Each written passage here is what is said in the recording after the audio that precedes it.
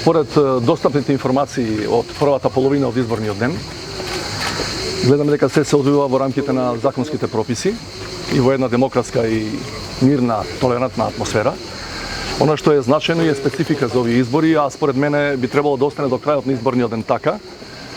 До сега изборите се одвиваат со максимално почитување на здравствените протоколи, бидејќи исклучително е битно секој што сака да го реализира своето гласачко право денеска, секој граѓанин, да биде максимално заштитен. Се разбира, зборувам и за луѓето околу 30-35 илјади кои се ангажирани како членови на гласачките одбори. Значи, денеска мора да биде транспарентно, фер, демократско гласање.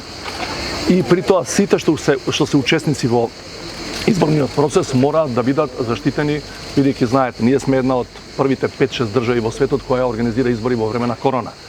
Јас се надам дека така ќе остане како што е до сега и во текот на изборниот ден, се до прогласувањето на резултатите. И сосема небитно тоа кој ќе биде формален победник вечерва, очекувам, како што и доликува на една европска демократска држава, сите учесници на изборниот процес вечер да си подадат рака и да се честитаат еден на друг. Благодарам.